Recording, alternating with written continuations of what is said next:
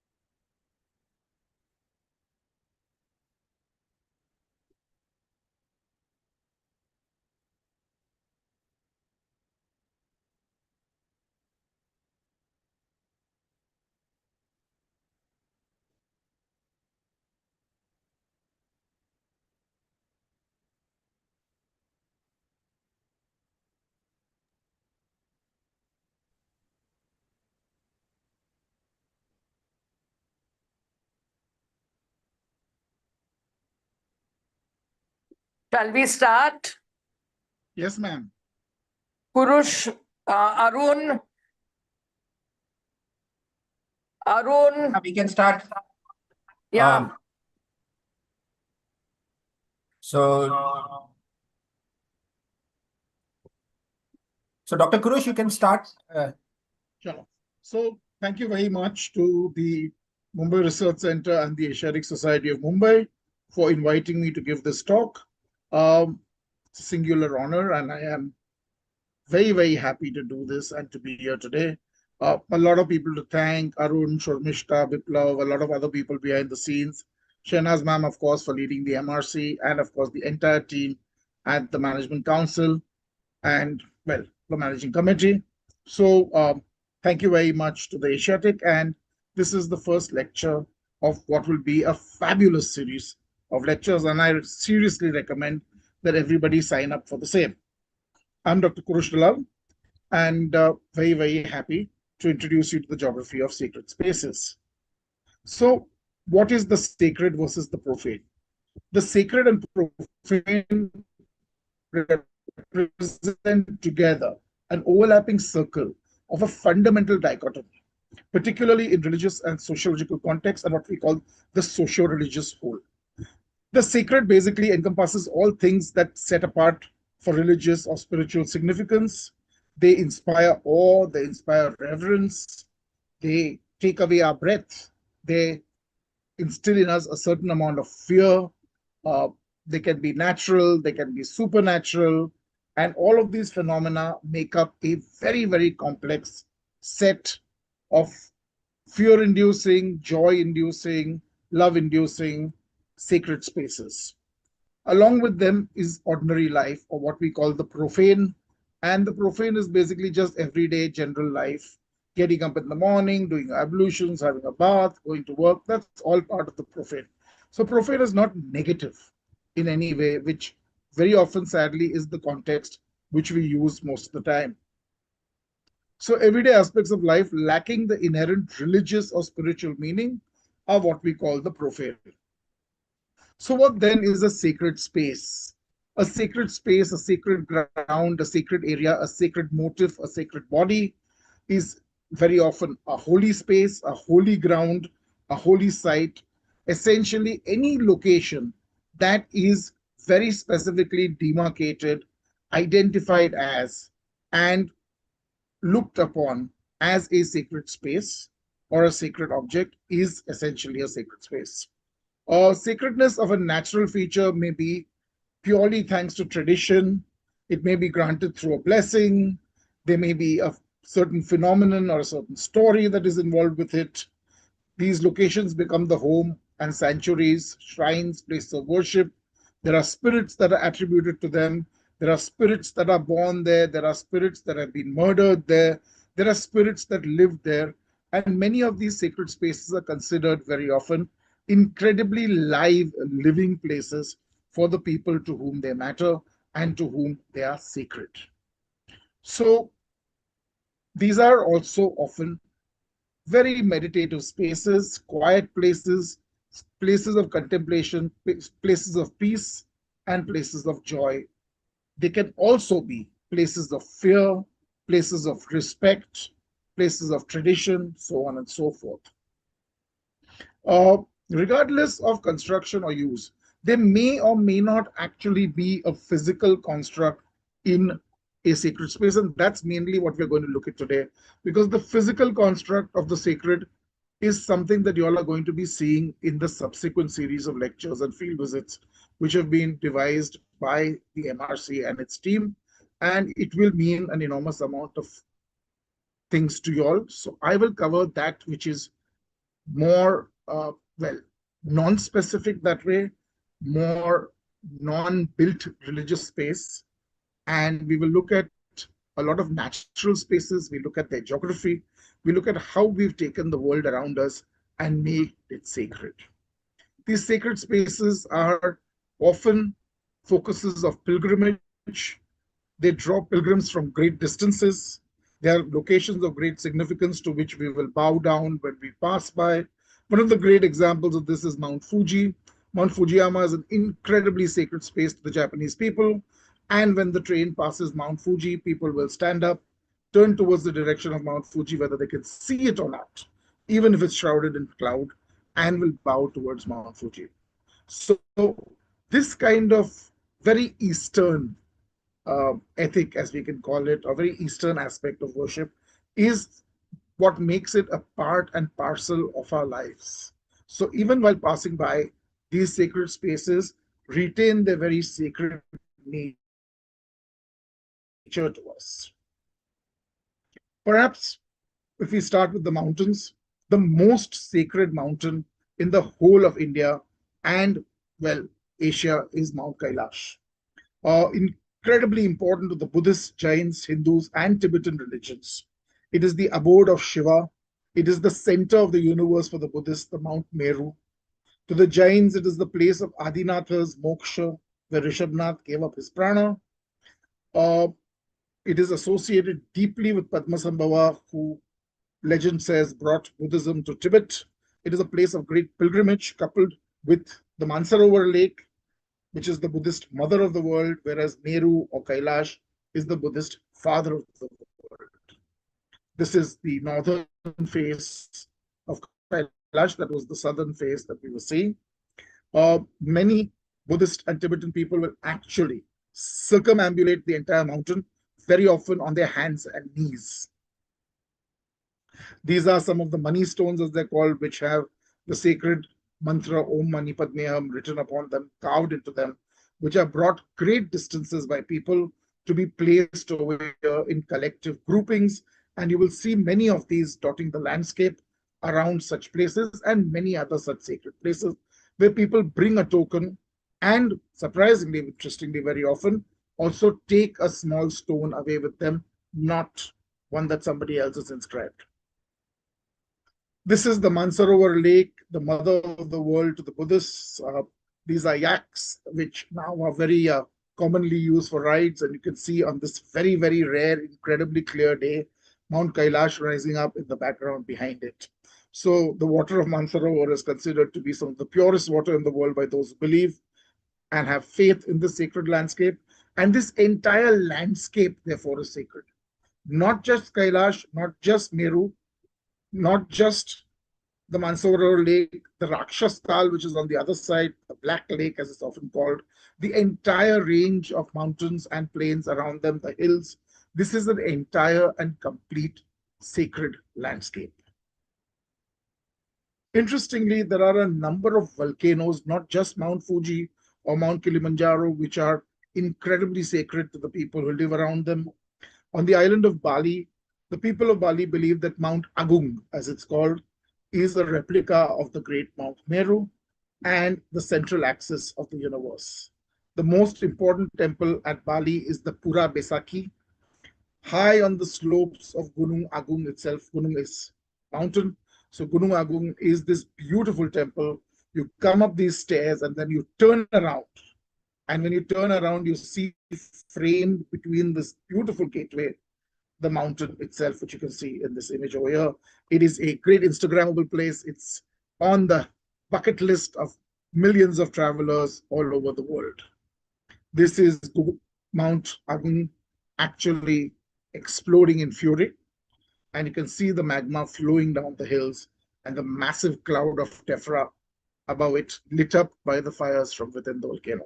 So a terrifying aspect, something that you pray to, that you propitiate, and you believe as long as you propitiate will not destroy you, your village, and your life. This is coming up the temple with the mountain to your back before you turn around. It's an incredibly beautiful temple and perhaps the most important temple in a very, very large part of Indonesia. There are not just mountains by themselves which are incredibly sacred, but the glaciers upon these mountains can be very sacred too. This is one of them. There are a large number of sacred water bodies all over the world, and water is perhaps the most important element for life and therefore a critical element in the sacred spaces. Without water, there is no life, and water therefore is incredibly sacred. Water is life. This is Gangotri, and this is the glacier from which the Ganga actually emanates. There are many such glaciers, including Yamunotri, from where the Yamuna comes in, the Alaknanda comes in from yet another glacier, but this perhaps is the most sacred Agama beginning as far as all of Hinduism and Buddhism and even Jainism are concerned. There are many other sacred rivers. The Nile is perhaps one of the most sacred rivers, and to the Egyptians, it is the only river. Egypt is the gift of the Nile. And the Egyptians actually believe in the two sides of the Nile and believe that when you die, you cross from one side to the other. You go from the east into the west, into the night when you die, and into the world on the other side of the Nile. This is just to give you an idea of how important these sacred waters are and how important these sacred spaces become. This is the Maharti on the banks of the Ganges. You can see an aerial view showing you the kind of crowd that gathers here at these Mahartis in boats on the ground. And of course, the Aarti is being done by a large number of Pandits. And it is a truly beautiful spectacle, and one that people from all over the world and all over India come to see and, well, go back impressed by the spiritual nature of the place. So yes, sometimes it's the pomp and the panoply also that make up what it is. There are a large number of sacred lakes, especially in the Himalayas. This is the famous Roopkund, surrounded by the remains of human bodies. A large number of human bones surround the Roopkund Lake. It is a water body only for a short time in summer, and then it freezes over. There's some incredible archaeological work also done here, but to most people who visit, it is a matter of faith. This is the most sacred, water body in the mountains as far as the Sikh faith is concerned. This is Hemkund Sahib, one of the highest gurudwaras in the world and one of the highest places of worship in the world. And you will have large numbers of people thronging here, people trekking here and dipping themselves in this ice-cold lake, because it is a matter of enormous faith to them to have come here and partaken of the waters and to have become a part of the waters themselves. The only faith that I know of to which waterfalls are truly, truly sacred is the Buddhist faith. While water is sacred to everybody, as far as Buddhism is concerned, the water flowing from the mountains is a very, very sacred element. This is the Chumigyatse Falls, also known sometimes as the Holy Waterfalls, a very, very revered natural site. It's near the LAC, very close to Tawang, in the Tawang district of Arunachal Pradesh. Uh, according to Buddhist belief, there are 108 waterfalls. So this is just one shot. You can actually pan yourself around, and it's a big C-shaped arc of mountains with waterfalls coming down on all sides. And they believe that Padmasambhava, who brought Buddhism to Tibet, came here, and he took off his rosary and flung it at the mountains. And where the 108 beads of his rosary fell, 108 waterfalls emerged from the mountain tops and have been flowing ever since. So to the Tibetan Buddhists, this is an incredibly sacred space. To them, this is a sacred space that links them directly to Padmasambhava himself and is therefore at the very root of their faith and the very root of their belief. But sacred springs are not sacred only to the Buddhists. This is the sacred spring on Mount Olympus, where crystal clear waters flow through myth and legend in Greece's most revered landscape. Okay, so various different faiths across the planet have incredibly sacred springs and sacred water places. This is another beautiful spring not far away from Olympus, another very important sacred location for the Greeks, and the ancient Greeks revered the waters of these places and carried the waters away. They believed nymphs and dryads, etc., lived in these waters and these woods and made them their abode, and therefore these places were even more sacred because the gods came there. To give you an example from the city of Mumbai, this is Bikaberam's well, built according to the popular tradition in 1725, according to historians in 1728, a very, very sacred well to the Parsi Zoroastrians of Mumbai. It used to be partitioned with a wooden partition across, and it was open to the public from the back and to the Parsis from the front. It was built by a very interesting businessman called Bikaberam, who was arrested over here for being a spy. And then after being incarcerated in 1725 and found to be innocent, he went back home to Gujarat and then came back and built this well on the edge of the sea itself. At one time, the sea was less than 100 meters away from Bikaberam's well. This basically embodies water, one of the divine creations. Zoroastrianism feels that water is a very, very sacred creation of their supreme deity, Ahura Mazda, and they embody them in the archangel Anaita Artavisudbanu. So to the Zoroastrians, water is a very, very sacred thing. Every single Zoroastrian fire temple has to have a well. If it doesn't have a well, then there is no way in which that place, that location can be a fire temple. So various different rituals are carried out, especially those honoring water. So the Ava Yazadnu Parab, as it's called, is held over here. Zoroastrian priests perform various different religious rituals, and people from all over come to be a part of these. This is one of the photographs in the beginning when the well was created, and as you can see, water from the well is coming out. There are Parsis on this side, there are non-Zoroastrians on the left-hand side, and the water was for one and all, and a beautiful piao in the foreground for animals. This is one of the photographs of a well in a Zoroastrian fire temple. You can see the chadars of flowers that have been put on top, and all the Parsis around. Well, this was taken during COVID times, offering their prayers. These are the famous Parsi gates, as they're called, which are opposite the Taraporwala Aquarium on Marine Drive, and have been shifted slightly, so there's been a bit of a controversy about that.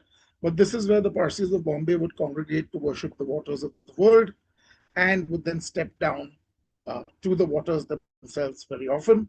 So it's actually very tastefully done just now, and there is a path down to the waters, though they've been shifted because of the coastal road.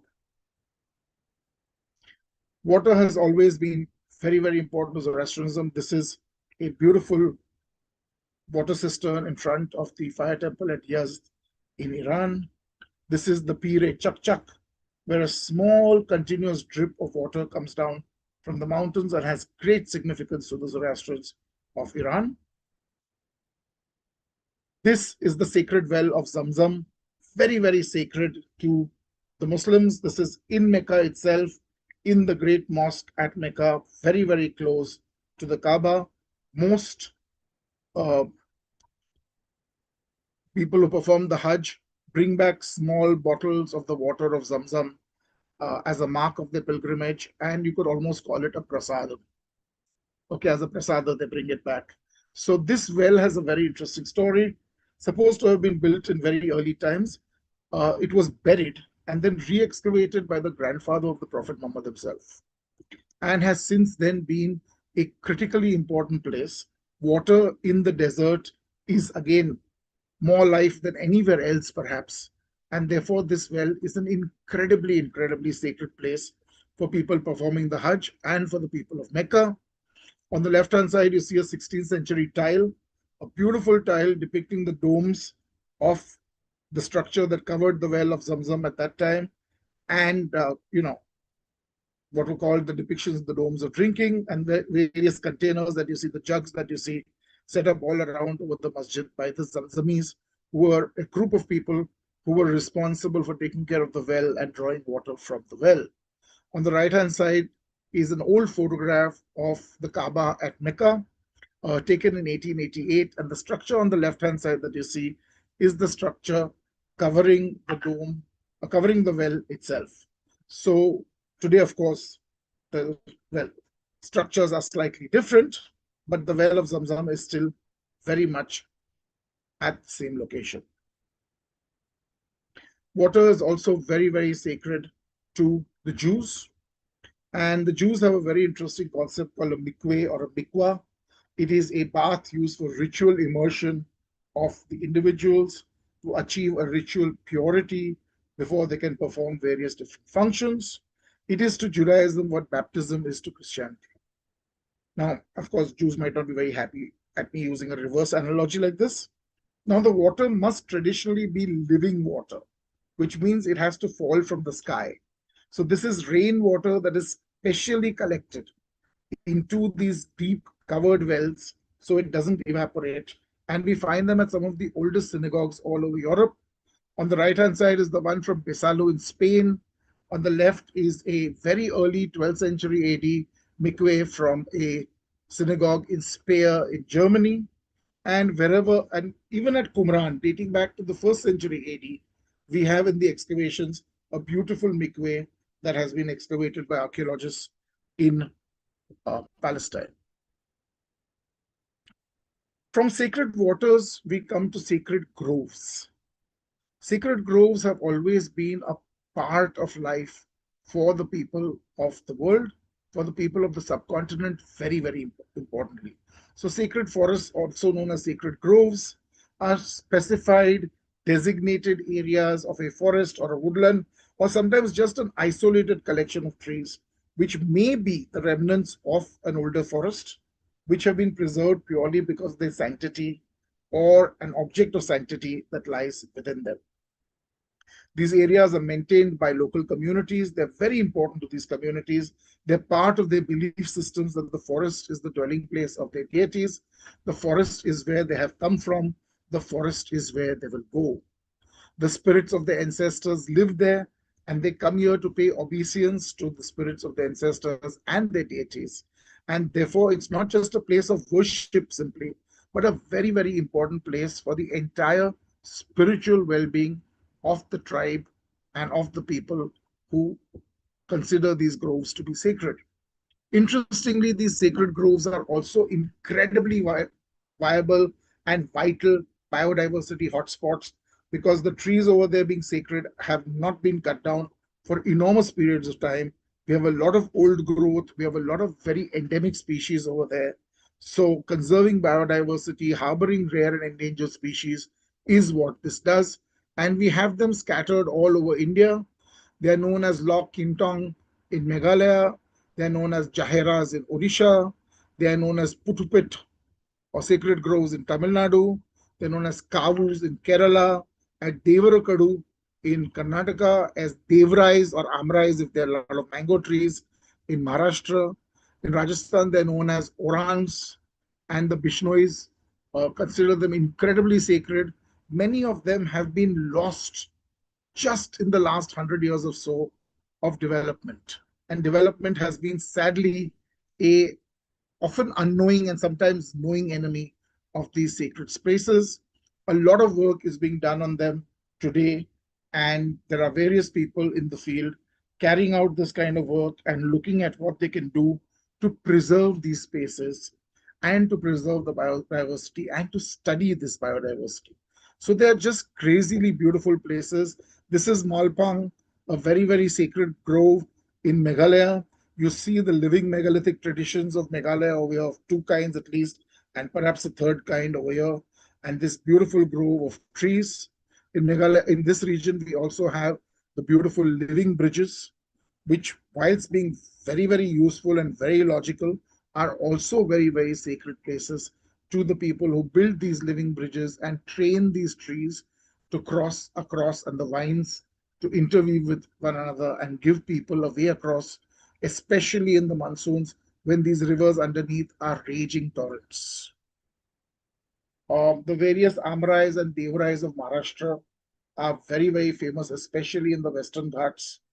You'll see them very often with these small platforms. Very often there will be small Naga hooded deities over here. Very often there will be just very simple deities like the ones you see in these small pyramidal roofed house-like structures. Sometimes it will just be a rock on which you will find a lot of candles or lamps or broken lamps lying around them, and people will come from time to time and relight lamps over here. Often it can be a small islet, which then becomes an entirely enclosed space by water. As you see on the bottom right side, these are the Tukamaka Amra and the Tukamaka Devrai. An overhead shot of Aghane, one of the sacred groves near the Bhimashankar peaks in Maharashtra. So all of this old growth that you see, the large trees that you see with fields bordering on the sides, those trees have been maintained only because it is a Devrai.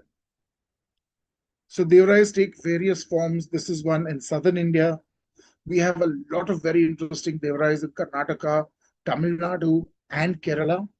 And people come here and make offerings of various different terracotta and today plaster of Paris sculptures.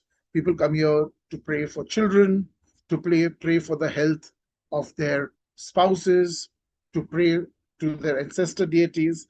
Sometimes there are small shrines. Sometimes there are a few images like you see on the back over here, especially over here on this part, if you can see what I'm saying. Over here. And these are the ones that are commonly brought, usually made by potters specifically for these shrines. Another shrine over here that you see on the left-hand side, and a shrine with a sacred pool. So this is water and a Devrai coming together in one place in southern India. This is a very, very interesting shrine in Mumbai. This is a natural basalt formation. It's worshipped. So this is completely natural. This is a volcanic formation very close to the Kanheri region. And Kanheri used to be a volcano. So this is in the Are area, and it is worshipped by the local people as the Gaon Devi or the protector Devi at Maroshipada. So this is the Gaon Devi at Maroshipada, and subsequently this little pillar of stone was put in here, which over the years now is painted and has an actual depiction of a Devi with a Trishul on it. But it was this stone which was the main object of worship for all this time, and it's not isolated. So we also have the Taramati Devi temple on the Yogej Hill, or the Yogi Hill as it's called, overlooking the Tulsi Lake. On the bottom right-hand side is the vista of the Tulsi Lake that you can see from the Taramati Devi temple. And this again is a massive block of basalt, which is worshipped as the local goddess Taramati. There are a lot of people who believe that this is vestigial of Buddhism in this region. And the name Taramati comes from Tara, the Buddhist goddess. Of course, we can discuss this as much as we want, but there being no proof, it is conjecture. Now, the earliest known shrines, as far as we are concerned, are the shrines of the prehistoric peoples. This is one of the earliest symbolic objects of worship, we believe, from the entire Indian subcontinent. This is the Baghor stone, a natural triangular piece of local sandstone, which has these multiple layers in it. It is very colorful. It is red and ochre, and it was covered in a yellow colored pigment when it was found by the archaeologists. It dates from roughly between the 12th century, 12th millennium BC and the 8th millennium BC, definitely between 9000 and 8000 BC when it was broken and shaped. We have this on a beautiful mound of stones that have been gathered together. This was placed in the center, and we found it broken in 3 pieces over there during the excavations. Researchers dated the Upper Paleolithic industry to about 11,870 years, which is older than 10,000 BC and makes it a very early Mesolithic site in India. The research team was very clear in 1983 that this has a very, very strong possibility that the stone represents a shrine to the mother goddess. This is the stone from the excavation report that you see on the right-hand side. You see the artifact level and how buried it is over here. This is the platform over here, and this is where the artifact was found in a number of pieces. This is the overhead view on plan. So that's the section, as we call it in archaeology. And this is the plan over here, and you see how the stone platform has been made, and we excavated the stone platform, and we put all those fragments together to create this stone when we completed it. Why do we think it is a shrine? Because of this. In the local region, there are a number of shrines made up exactly like this. Virtually identical modern shrines are seen at the village of Baghor itself, and these stones are collected and they are all worshipped as natural embodiments of the female form of the vagina. And we see these at numerous places to this very day. So in the modern era, we have more modern looking embodiments of the goddess, but these stones are the ones which are worshipped by the local people to this very day. So this is probably one of the oldest forms of worship that we have in the Indian subcontinent. We have some very, very early shaman figures and beautifully rock painted caves, the earliest of which come to us from France and Spain, but they are very, very early paintings that we get from Australia, from Africa, and from India. Bhimbetka is a UNESCO World Heritage Site with beautiful rock art in it, and we believe that a lot of this rock art was made over here because these were spaces that were sacred to the people who lived around them. So this is a very interesting place called the Tukdadubert cave temple. This is where the river comes out. You've got to go in right down here where the water comes out from, and then you enter here and you enter this cave system, and there are a number of different rooms over here in this cave system, and you come to the main cave system, and right at the end of this cave system, right over here, you have these 3 bisons, the 2 which you see here and 1 flat on the floor. And these 3 bisons, 1 female, 1 male, are all neatly placed here. The right-hand side bison has a broken tail, and we've actually found that a little distance away, the piece of clay with the broken tail in it. The bisons have very deep puncture marks that you see over here. And we believe that these were places where magical religious activities of the hunt were carried out by shamans in the deep darkness of the earth itself. These caves were going back to the womb, going back to the womb of the earth, the mother goddess, and this is where the greatest dedications were made by some of the earliest hunter-gatherers in the human species. We also have a huge volume of very, very interesting mother goddess figurines from the prehistoric and protohistoric periods. I mean, I could probably do a separate lecture just on these, but we won't do that today. Everything from the very, very early, around 34,000 years ago over here in Germany, to all the way here where we are talking about 5,000 years ago, and here where we are talking about 4,000 years ago.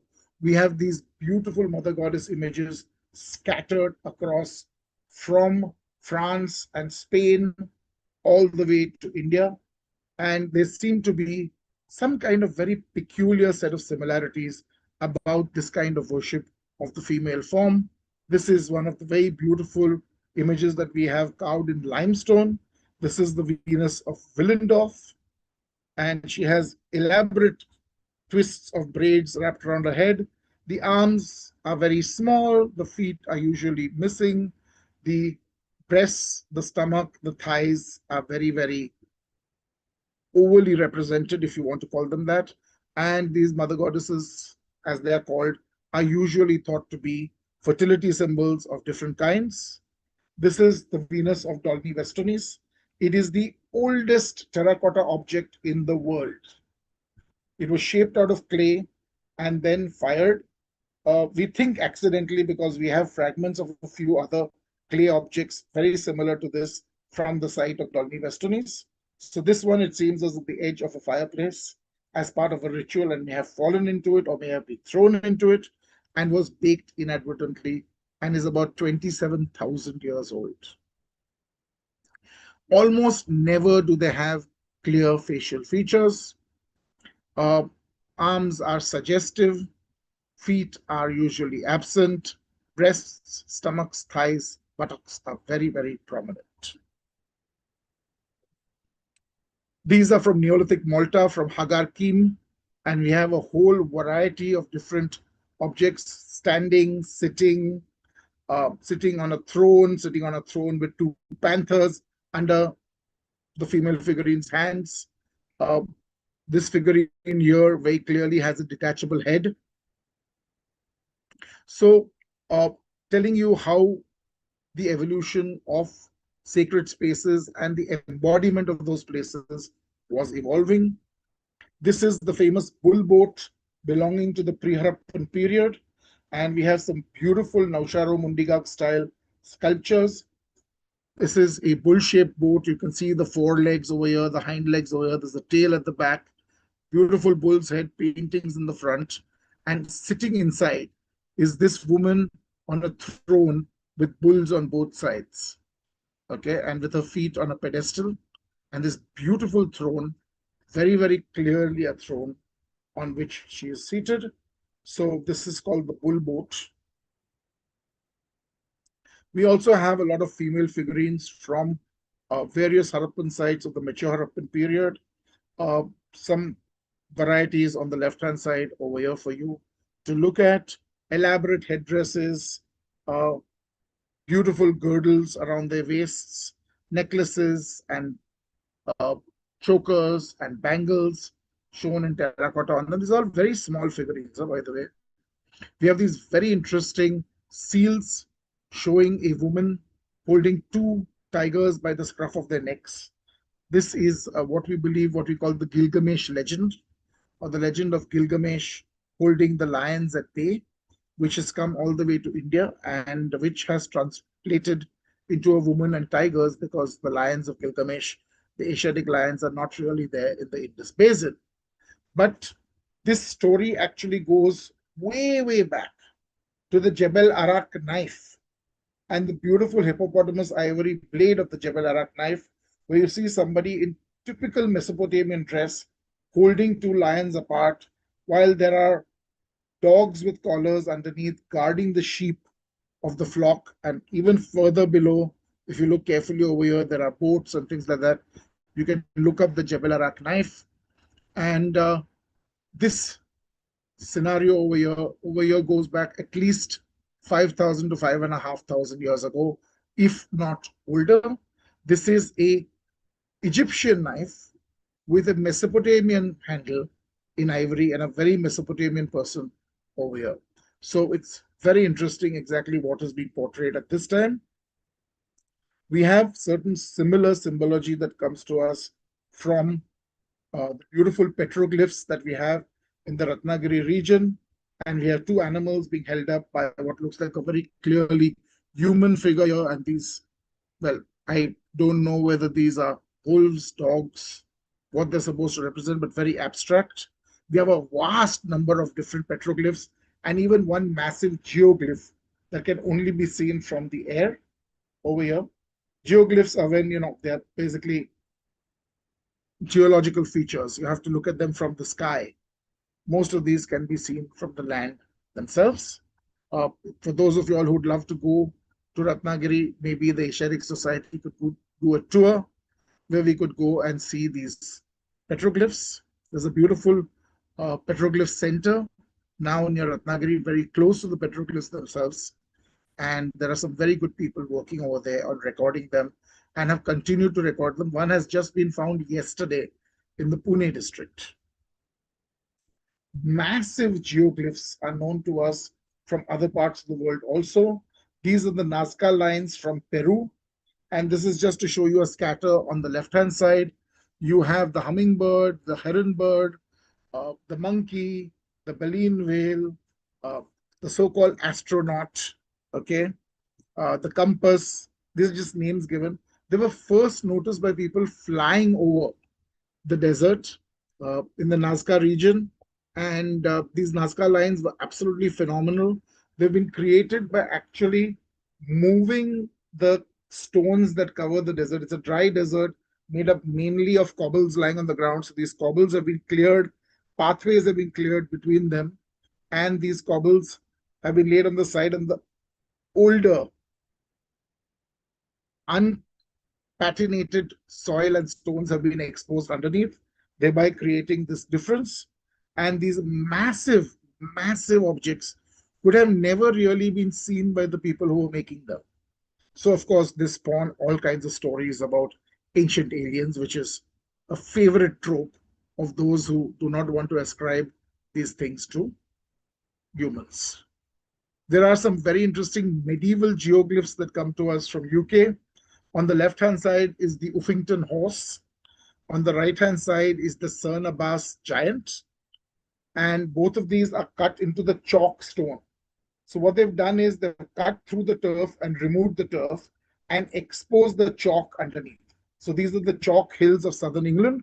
And in doing so, they've created on these flat hills that are seen on the sides as you pass by the roads, these very, very beautiful geoglyphs for everybody to see. Of course, in more recent times and a tad closer to home, we have a plethora of sacred spaces, especially in Mumbai. This is one of the oldest Buddhist shrines in Mumbai. This is the very famous Kondivite caves, or what we call the Mahakali caves. And right here, there is a beautiful little inscription of a donation of this cave itself. You have at Ambarnath, the very famous Ambarnath Shivalaya, and it's one of the most beautiful buildings belonging to the Shilahara Rashtrakuta period, with an inscription of the Shilaharas who repaired it. Mind you, didn't build it, they repaired it. So maybe an earlier Shilahara ruler may have built it, or it might have been built by the Rashtrakutas. We're not very sure. This is a beautiful example of a temple that has lasted 1,000 years over here.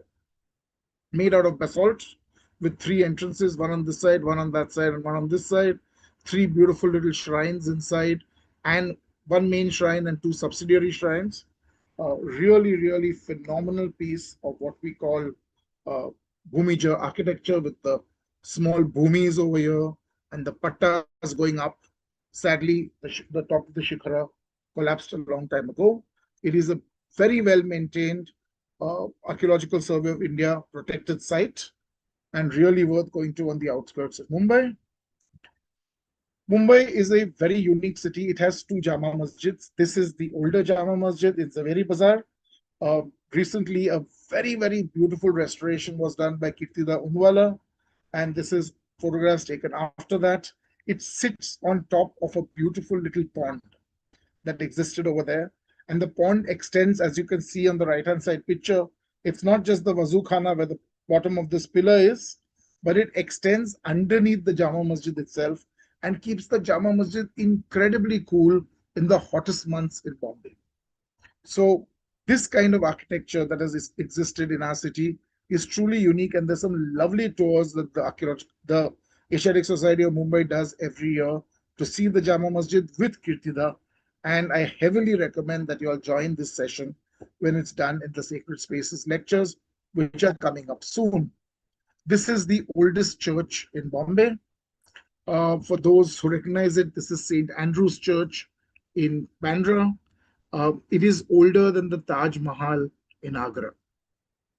For those that don't know that, There is a beautiful set of graves in the front of it, which you can see in that checkerboard pattern, and graves as you go up the nave.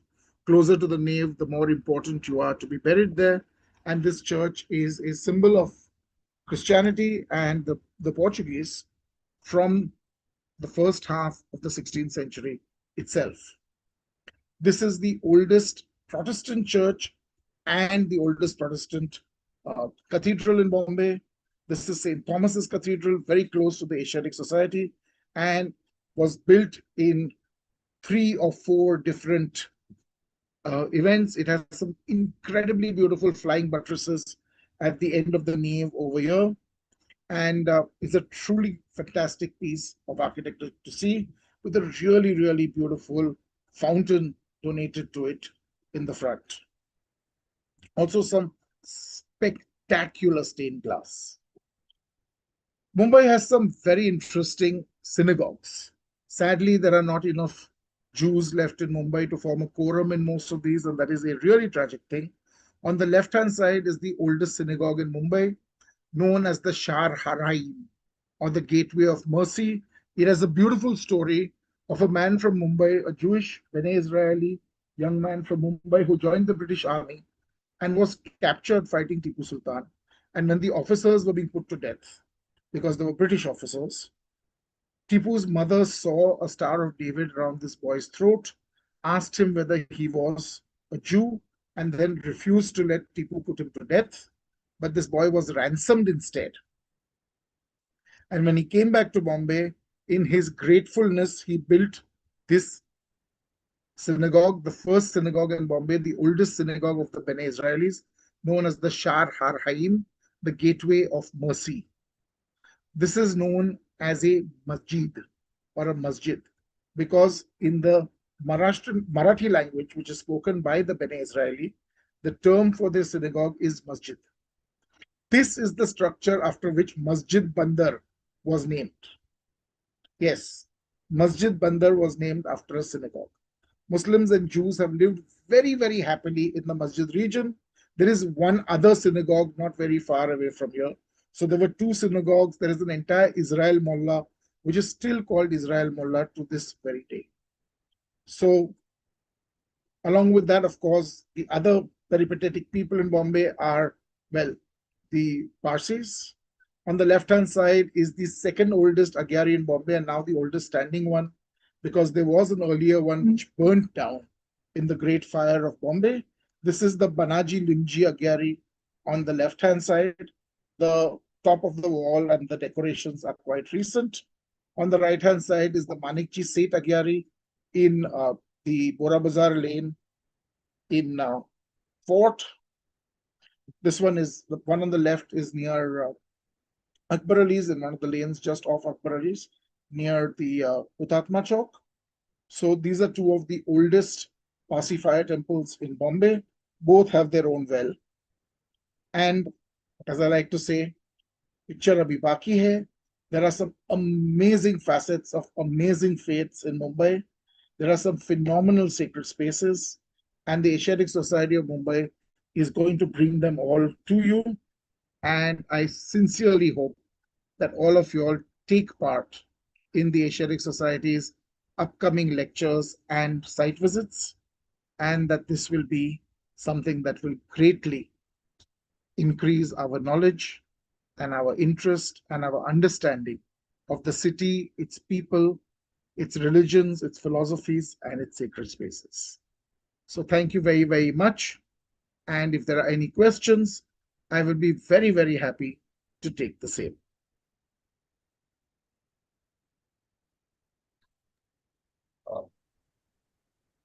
So participants can post their questions on the chat box, or they may even unmute themselves and Yeah, they may put their hands up and I'll be very happy to unmute them.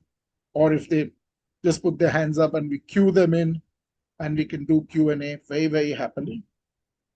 I see Vinayak Parab here. So those beautiful images from RA that I had put up were thanks to him. Yeah. Hi, Kurush. Can you hear me? Yeah. So the mountain sacred spaces that you've just shown, especially the ones that are in the Himalayas, we are seeing GLOF glacier lake outbursts.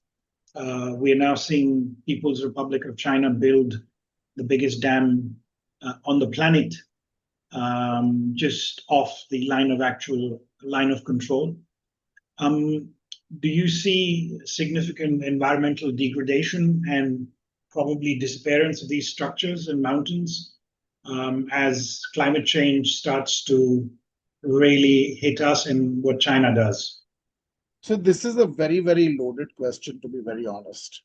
Number one, climate change is a reality, whether some of our leaders agree or not. Like Mr. Trump refuses to believe that climate change is a reality, but I think it's staring us in the face. The Himalayan glaciers are retreating at a phenomenal pace. This is going to play really terrible havoc in the short future that we are looking at. Within the next 10 to 15 years, we are going to have a lot of trouble. A lot of these glaciers are what feed our perennial rivers, and we are going to be in a lot of trouble if these glaciers totally disappear. That said, these glacial lakes that are forming thanks to the landslides and things like that, and which are then, because of the pressure and the buildup, bursting their dams and creating massive havoc downriver, are very, very much a reality today. And it is very critical for our government, the Pakistani government and the Chinese government, to jointly form a task force to monitor these, because these are damaging to the people on all three sides in all three nations. That said, I don't see that really happening today. Secondly, regarding the Chinese dam, one of the greatest fears of that Chinese dam that is coming up is that it's going to be a weaponization of water, because it's going to be one of the largest dams in the world, if not the largest dam. It is going to make the Three Gorges Dam look like a toy compared to what is going to happen. So in that kind of a scenario, opening up the floodgates of a dam like that would make everything downstream just completely and totally wipe itself out. Roads could be wiped out. We couldn't get aid to these places. We couldn't get our army to the places that we need to. Everything would have to be airlifted. So that is an incredibly, incredibly frightening scenario. But then we've been doing similar things to the Pakistanis by denying them water and weaponizing water, because we believe that the Pakistanis can in some way curtail the activities of the various different terrorist groups. So, it's a very two-edged sword. On the other hand, good thing for water conservation, building these large dams is probably not a very great idea. I hope that answers you.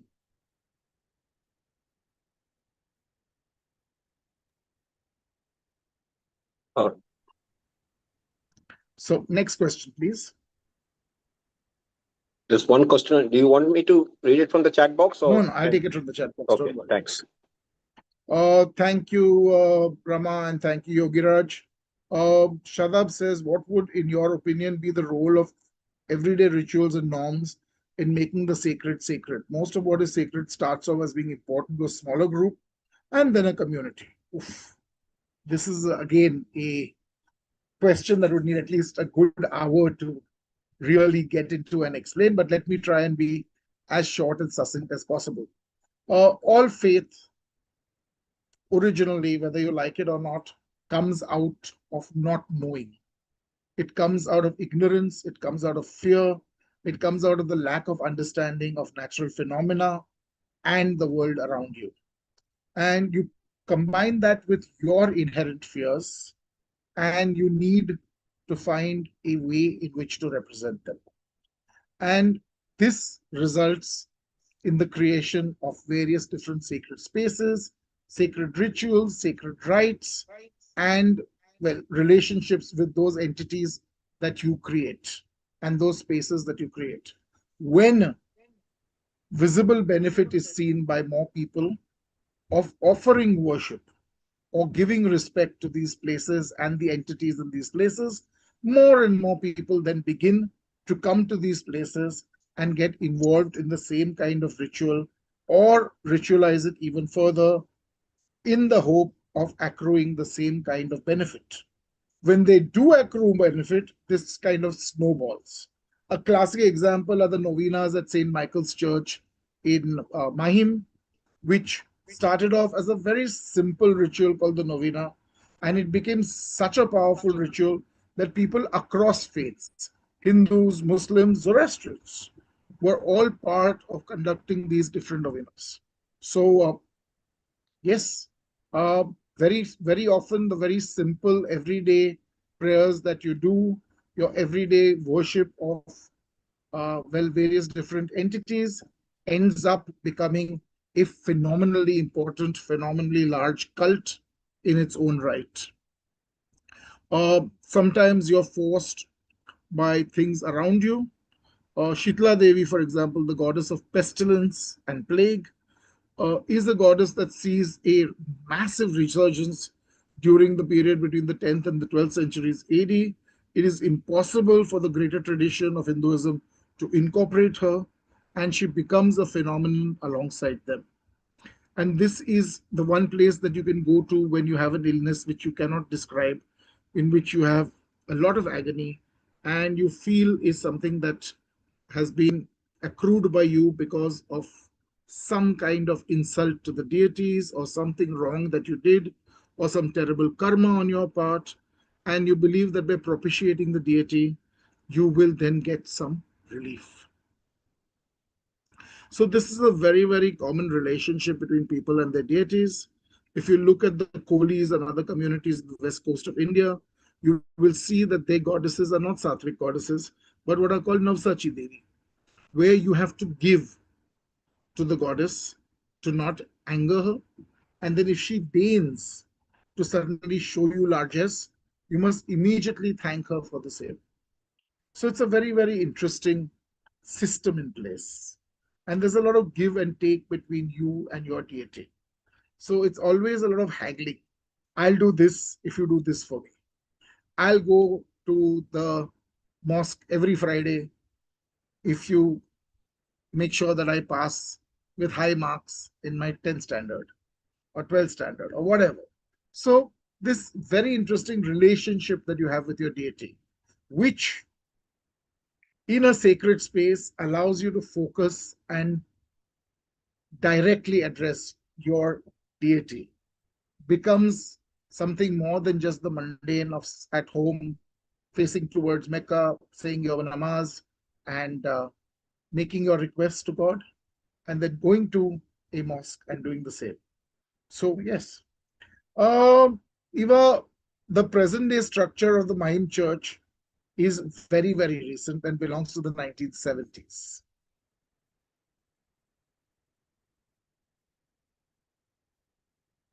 Yes. And when talking about the foundation, I mean the original would be over in Mahim or St. Andrews. So whether it would be St. Andrews or whether it would be St. Michael's, they are more or less contemporary to each other, and we don't really have starting records for any of them. We have records from these churches and from the activities that they're carrying out in the 1530s. But it is in the 1530s that most of these churches come up, including the one of St. John the Baptist, which is perhaps in its most original state, which is in Seeps today. There used to be a phenomenal church in Dadar, which sadly burnt down, and a very, very bizarre modern piece of architecture has supplanted it. There is St. Teresa's in Girgam, but which is much more recent. And there are other Catholic churches, but one of the few that actually survived in Salsette is Our Lady of Egypt in Santa Cruz, Villepale. So when all the others were destroyed by Chimachiappa, including IC Church in Borivali, which was on top of the Mandapeshwar caves, and which is now on the site when it was rebuilt later. So most of these churches ended up being destroyed during the Maratha invasion of this region, and when they got rid of the Portuguese. Everything that was south of Bandra survived because it was British territory. And surprisingly, St. Andrews and Our Lady of Egypt are the only two other churches which appear to have emerged unscathed from this onslaught. And the one in Santa Cruz you mentioned is still working. It's an active church. Yes, it's a very active church. Okay, thank you. It's called Our Lady of Egypt. It was specifically spared by Chimaji Appa for the worship of the common Christians, the Indian Christians who had converted to Christianity. The Marathas felt that there should be churches left intact for them to offer worship. So Our Lady of Egypt and John the Baptist in Thane at Masunda Talao were both spared. So all the other churches in Thane, for example, were razed, but St. John the Baptist was left intact. So that's yet another church in Bombay that goes all the way back to the 16th century. It's been beautifully redone by Vikas Dilavri and his team, who did some fabulous architectural work on the church. Hello, sir. Good evening. First of all, thank you so much. It's a wonderful lecture. Sir, am I audible? Yes. Can you Okay. identify yourself? Okay. My name is Shayani Devnath. I am a student. Okay. So I have few queries and doubts, sir. So Please. okay. So my first question is how experts finds a place related to sacred or auspicious things. Means you have shown us lots of pictures like Bagor, that female deities, lots of female deities picture. But how experts find those artifacts or those things as sacred? So, number one, archaeologists were excavating a site where there were stone tools visible in the gullies and sections. Explorations had been carried out in this region in the 1970s and in the 1980s, very late 1970s, early 1980s. There were a series of excavations carried out at a number of these sites. One of these sites was Bagor. So there is Bagor 1, Bagor 2, Bagor 3. There were various vicinities in the surroundings of Bagor village. When this site was excavated, in the middle of this site, they found a large collection of stone blocks, making a low mound. Okay, so it was a prepared surface. In the center of these were two large fragments of one of these stones. And surprisingly, the same kind of construction existed in the modern period also. Now, this site was completely covered in soil and there was a layer of modern soil on top of it. So there was no chance that this was a modern shrine that had got buried. What it pointed out was that the people in this region had a lot of continuity going back perhaps as much as 11 or 12,000 years because they had been using the same kind of objects to carry out worship. Now, was it identical to what is being worshipped today? Is the meaning that is attributed today the meaning that was attributed yesterday? That is something we will never know. Okay? Yes. But what we do know is that it is almost absolutely identical in each case. And that points out to some kind of sacred continuity. Okay, sir. Clear. Sir, can Yes, you... Yes, sir. keep going. Okay. And sir, my next doubt is, can you elaborate more about Mundikak styles of structures?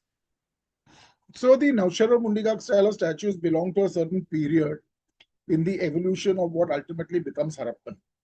So around 4000 BC and a little up before that, we start seeing human figurines of that style, that Naushara Mundigak style coming to us. So Naushara and Mundigak are two separate centers of very, very early Bronze Age sites. And we see this kind of coming up over there. So what we do know for a matter of fact is that, see, this beautiful bull boat was actually found by looters, okay, and was probably part of some kind of grave or something like that because of this beautiful intact nature in which it was found. And it was being sold in Europe when it came into Massimo Vidal's hands. And as an archaeologist, he realized that it was very important for this kind of object to be recorded. What was more interesting were the parallels that we could see in this object.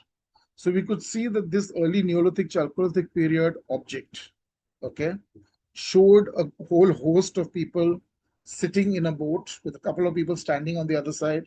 And in the covered section of the boat on a throne sat a woman with two bulls' heads on both sides of her throne. So what would be called a bull throne.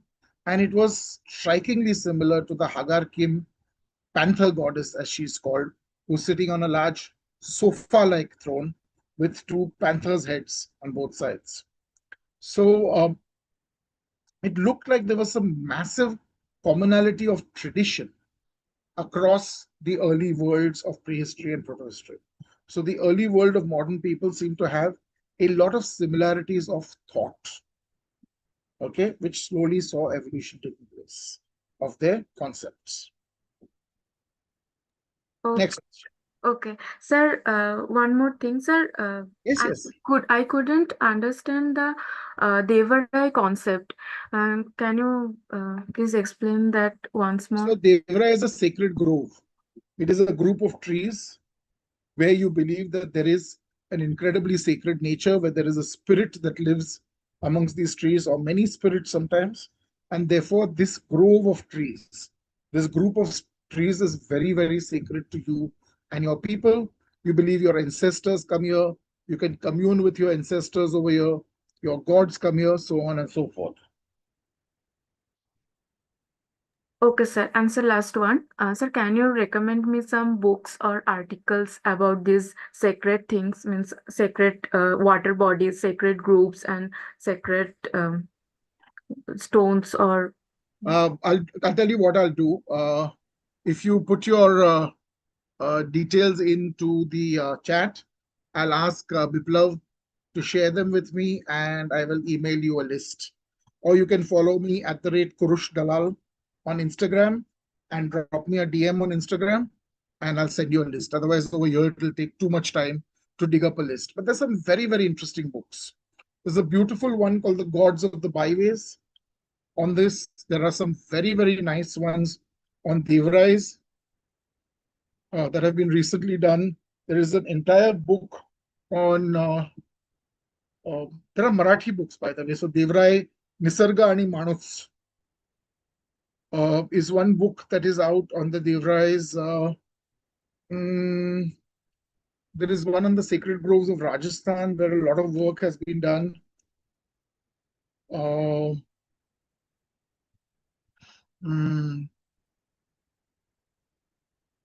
There are, if you just do sacred groves on Amazon, you will come across a number of books that are available to you. Sacred groves in India is one of them. Sacred groves and local gods. Sacred groves among what is it? Sacred groves among communities of the Kolis. I think the Mahadev Kolis and the Kundis of Western Maharashtra is one book. Okay. A very recent one is Sacred Groves, the epicenters of biodiversity conservation in the Pir Panjal Himalayas, which is a very interesting book also. So there are a number of books by Aryan on the sacred groves in India, and they're available on Amazon. okay, sir. Okay, sir. Can you please share your email? At the rate Kurush Dalal on Instagram is a far better place to get me than email. Okay. Actually, I am not in Instagram. That's So why. it's a good reason to get onto Instagram. Okay, sir. But if you have no problem, can I get your email ID?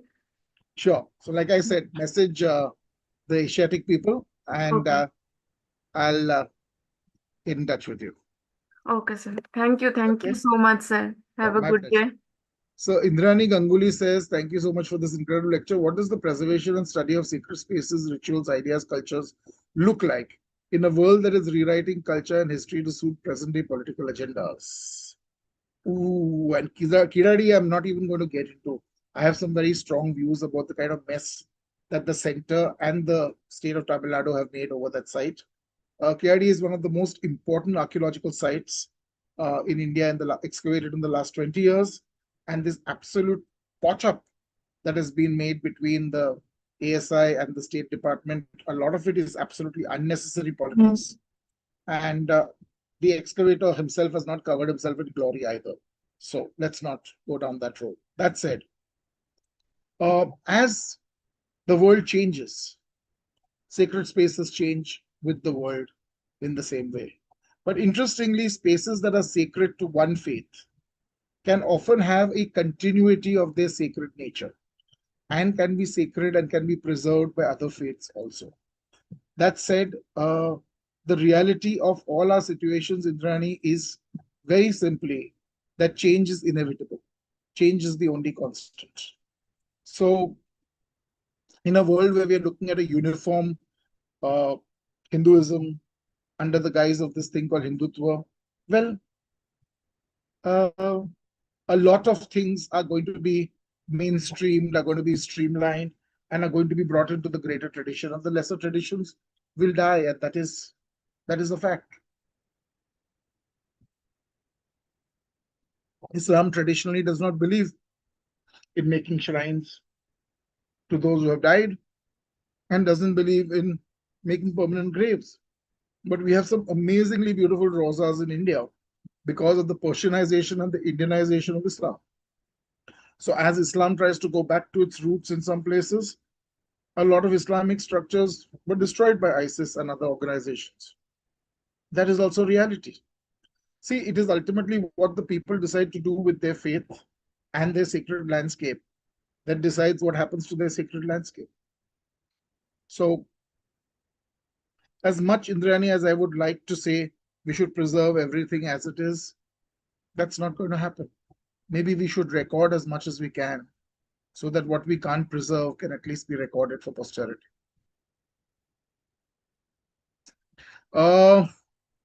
Alika Kumar says, beautiful lecture, thank you. In connection to the earlier question, rituals.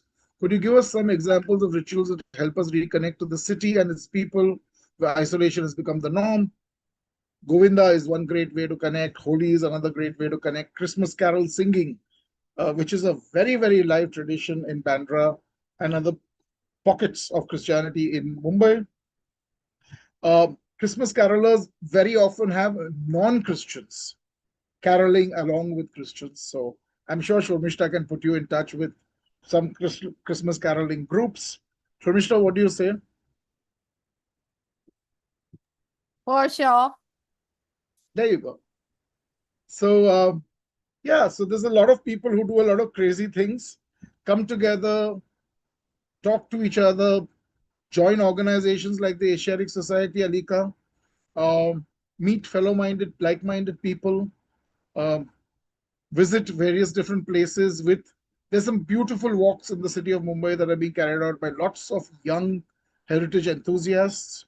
Of course, there's people like Khaki Tours and NF Explore if you want the more organized groups, but there's Go Halu Halu, there's Into the Past Historical Research, there is Yobo Cummins. There are so many little groups like this who carry out some really nuanced tours. There's a beautiful tour where the tour guide, Daniel, actually carries a box with butter in it and a butter knife with him and takes you to one of the last remaining 24-hour bakeries in Kolaba when he does a walk. And you go right on time to get the hot bread from the oven with the butter that he's brought with him. So there's all kinds of stuff that you can do. And yeah, there is Rama Singh been singing carols in the streets of Santa Cruz for many years. So there you go. I think that's Rama, right, Bishnoi? Yes. And we preserve the Bishnois. Carry on. Say what you're saying. I'm saying we Bishnois preserve, we believe to a very great extent in the Devrai kind of thing. Yeah. So the sacred groves of the Bishnois are very, very big in Rajasthan. In fact, there was a beautiful group of people carrying out a survey in Rajasthan, and they've identified 65 different sacred groves in Rajasthan which still survive. And there are stories of probably thrice as many which are gone. Life. Hello. So yes. Yogesh here. Just to give you some addendum over there. Please, Wonderful Yogesh. lecture. Yeah. So there are some, we know that there are called the palia outside the villages. There are heroic stones or in a memory of some people who died in protecting village. So they are also worshipped very well. People before going outside the village or for any particular voyage, they always worship more than the Gam Devta. So this also can be considered as one of the topic in that. And other Yes. is that uh, Shaligram. You must be knowing about that. They are fossilized stone. Shaligram, basically, they are Yes. considered as a swarup of Vishnu Bhagwan. Ammonite And shells. yeah, so in Nepal, it is very much worshipped, and people, whenever they go to Nepal, they always make a point to bring one Shaligram from there. So it is one of their sacred Yes. space. So there are entire islands that are worshipped. So Indians worship the embodiment of an island in Gujarat. So the island is not in Gujarat. The island is off the coast of Africa and Arabia. It's an island called Socotra. And this was a very important place that you stopped at to get fresh water when you were going across the Arabian Sea as travelers. So the island began to be embodied as a goddess called Sikotari Mata. And you will have temples of Sikotari Mata all over the Gujarat coast, into the Kutch and the Des. And all travelers going across the sea will pray to Sikotari Mata before they go there. So yes, like this, there are so many phenomena. I mean, there were only that many things that I could encompass in a 1 hour lecture. But Yogesh bhai, you're completely right. The Palya stones, the hero stones, heroes who died while preserving the herds of cattle in the village, heroes who died defending the village, they are the ones who are always part of the worship. So the worship of ancestors, the worship of heroes, and not so much worship as paying respect to them for the sacrifices that they have made. So hero worship, as we call it into inverted commas, is a very, very strong phenomena. Many heroes become gods. So if you look at Ekavira Ai, she is the mother of a great hero. Okay, and that is the way in which she attains divinity. Very, very similarly, Khandoba is a defender who becomes a hero. And so many other such Rakheval spirits are there, you know. So yes, very, very much, you're completely right. They rise to the level of the gods. Yes, yes.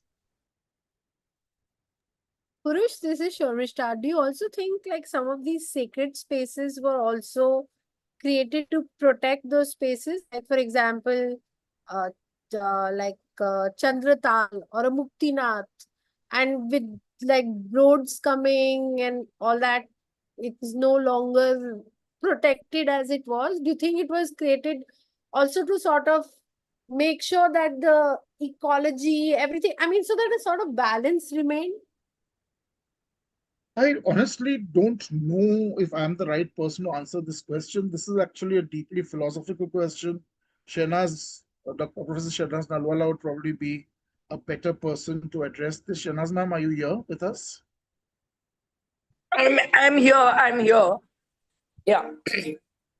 No, see, Sharmishta, I think, even the sacred groves that you have spoken about, Kurush has spoken about, is also to preserve ecology, so all these things intertwined, and that's the way things become sacred, one protecting the other. So it's not exclusive only for this purpose, but it's intertwining and protecting several layers of our lives. That's true. These are the interstices, basically. Yeah. And Yogiraj says one canon is worshipped in Bombay. Yes, there are a number of canon over the country that are worshipped. One is actually called Topeshwari Devi, and an entire long canon is laid out. The canon that you're talking about is in the Masjid Bandar area and is embedded in the ground and is worshipped as a manifestation of Shiva. People in that area always leave their wedding cards over there and invite the deity to their weddings and believe that the first card must be given to the deity. So in the old days, you'd find a lot of cards sitting there in that little alcove that is built in. Various different things are worshipped. There is a beautiful stone outcrop that was created quite by accident by the BMC when the BMC was doing road widening work on the P. Demino road side of VT station. And that has been painted into a Ganpati as a natural manifestation, a Swayambhu manifestation of Ganesha, and has become incredibly popular outside the toilet behind the State Department of Archaeology, which is in the remnants of the fort, Fort George. So yes, there are all kinds of absolutely fascinating things like this. There are living deities. Termite mounds are worshipped as Sateri, and various forms of the goddess from, the Mangalore region all the way up to Gujarat. And you will see them all over Maharashtra, especially in the Konkan. And the temple floor has no flooring inside the temple. The Garbhagriha is just the earth, and offerings are made to the god, the stone which symbolizes the goddess. And because of the various offerings over there, termites tend to congregate over there and start building a termite mound. And then they believe that the place has now become Jagrut, that it is alive. And it's not wrong, it is alive. And then people are very, very careful about making sure that the termite mound is not disturbed in any way. In fact, in the 16 sanskaras of traditional Hindu thought, one of the sanskaras is that pregnant women should never sit on anthills. I mean, growing up, I always asked myself the question why anybody should sit on an anthill or not sit on an anthill. But yes, anthills have been a very important part and parcel. We believe that snakes live in anthills, and therefore it is a way into the underworld where the Nagas live, into the Naga Loka, and so on and so forth. Yes, Visa Balaji is a very interesting evolution of our times. There is a beautiful temple in Rajasthan dedicated to Ravana, by the way. So yes, there are some fascinating temples like this. There is a temple in the hills, in the Himalayas, which is dedicated to a Babaji who's called Bullet Baba. And his bullet motorcycle is worshipped over there. So legend has it that he had an accident and passed away. And they came and collected the motorcycle a couple of days later and took it back. And in the morning, the motorcycle was gone and was found exactly at the same spot where the accident took place. So the motorcycle is now worshipped over there in a small shrine, as he still rides the same bike even today. So what if he is non-corporeal? So yes, there are a lot of faiths and a lot of beliefs. People believe in peers and saints, and various very good holy men become deified. I mean, Sai Baba is one classic case. So there's some fascinating modules. Vinayak will be doing one, Riddhi will be doing one. So many other people will be doing some fabulous modules in this series. I sincerely, sincerely recommend that you join up for this series, and it will be an eye-opening series for all of y'all. Any other questions?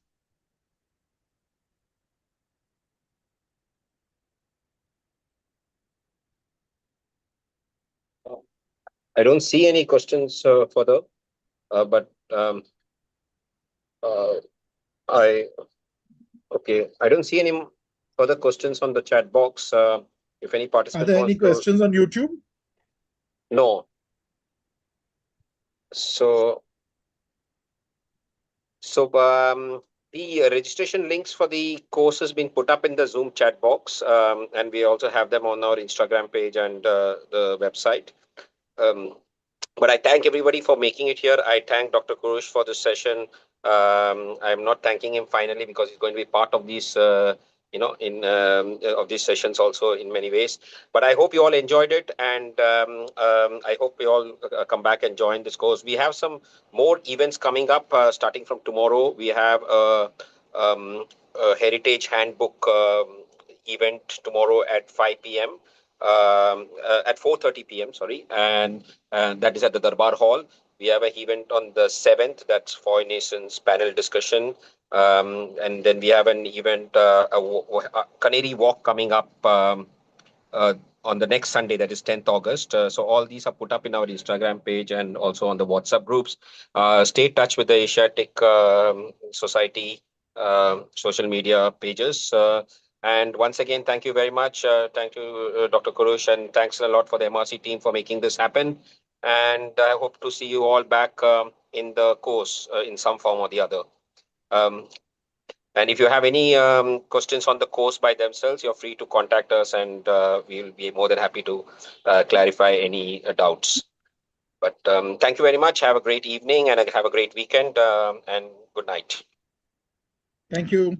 Thank you so much, Kurush. Thank My you. pleasure, ma'am. Always a pleasure to listen to you. Thank you. Thank you. Thank you, sir. Thank you, Kurush. Thank you, sir.